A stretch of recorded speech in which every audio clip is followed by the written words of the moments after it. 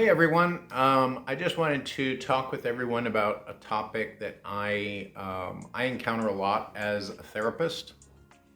Um, so I've worked as a therapist. I'm licensed as a therapist in Texas, Florida, Connecticut, and I also have accreditation in the United Kingdom with the British Association for Counseling and Psychotherapy. Um, so one thing that I encounter a lot as a therapist is this tendency sometimes with clients. They'll tell me, I was taking this antidepressant or that antidepressant for depression and anxiety, um, and they'll take it for a while, and then they'll tell me, I wasn't really noticing any difference with it, so I just stopped taking it. Very, very, very bad idea. And I'm going to tell you why. So, antidepressants, so we, like most antidepressants fall into a medication class called SSRIs, or SNRIs. So SSRIs are selective serotonin reuptake inhibitors. They regulate the chemical serotonin in our nervous system, particularly in our brain. So serotonin is a neurotransmitter chemical that our brain naturally produces, and it's what really helps us feel calm and serene. So in people who feel depressed, one thing that these medications do is they free up more serotonin in our brain and our nervous system, allowing it to be more readily available to us. And I hear people will start to take these medications and they quit for a variety of reasons. So one of the more common reasons I hear is that they simply couldn't tell that the medication was working. And maybe they'd taken it for weeks, for months, but they never really noticed a difference. Well, that doesn't necessarily mean that the medication was not making a difference. Sometimes, those changes are very subtle, and where we might not personally notice a difference, perhaps the people around us, perhaps they did. Perhaps they did begin to notice a little bit of a change in our mood. That we were maybe not as isolated as before. That we were doing more things. That were goal oriented. That the little things that would get under our skin, that would bother us, those didn't seem to be as interfering as they once were. So we might not immediately see that difference, but other people around us, might. Another reason, and I think probably the most compelling reason, is that when we take these medications and then we suddenly decide to stop taking the medications, we can go into withdrawals. It's really, really jarring to our nervous system. It sometimes makes our depression worse, or it can cause, increased anxiety when we suddenly stop the medication.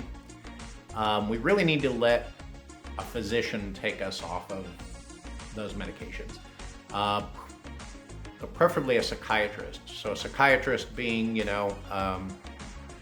being a medical doctor who specializes in behavioral health. A lot of people get their antidepressants from their primary care doctor, and that's fine too. But I generally will recommend to clients, if they're open to it, go see a psychiatrist. I think they generally they spend more time in training to prescribe those particular medications. I've kind of learned, they tend to have maybe a better understanding of how those medications work. Typically, primary care doctors, when they go through medical school, they might have, they might have a few weeks of training in psychiatry, and that's it. So they're really generalists.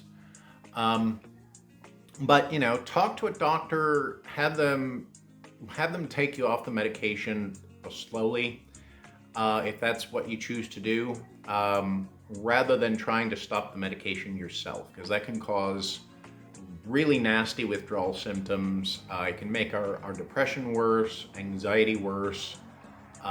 In some people, it even prompts, thoughts of suicide.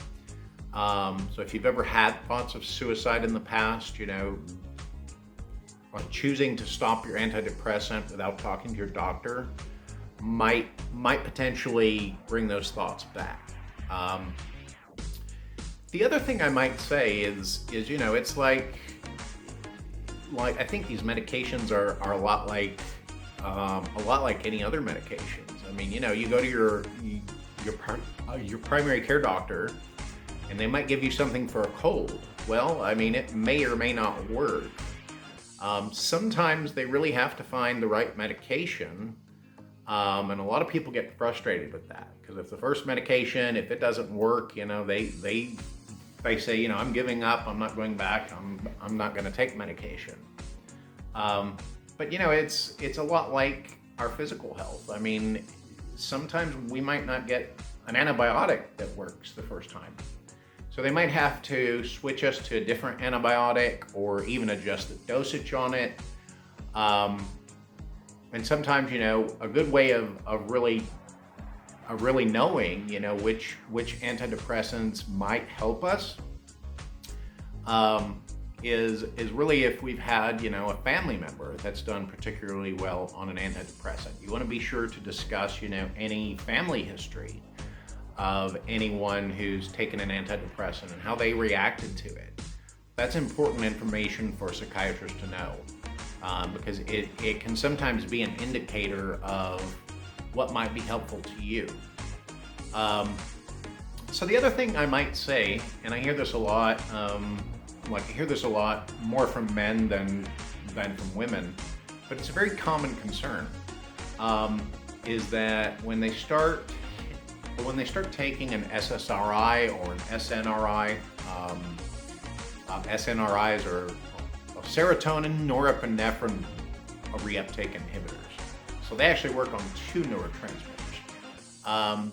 But a concern that I very commonly hear, especially from men, is that when they start taking those medications, it reduces their sex drive. And so they stop taking the medication. And then more times than not, their depression comes back. So I would say, if you have a concern like that, again, openly talk to your doctor about your concern. They've heard this before. There's usually something that they can give you to kind of offset that side effect, or reduce the impact of it. Or they may be able to switch you to a different medication that maybe doesn't have that side effect. And not all men, like when they go on antidepressants, some men will have that.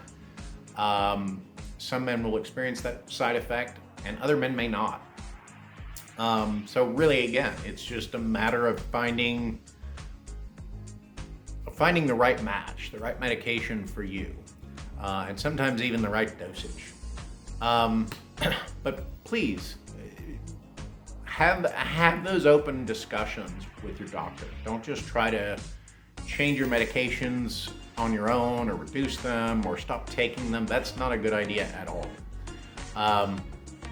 There was a fairly recent research study that was done that compared through like they call it a meta-analysis. So what that is, it's like, when they look back at, all these different research studies conducted over the years, and they find the commonality in them as far as the outcome.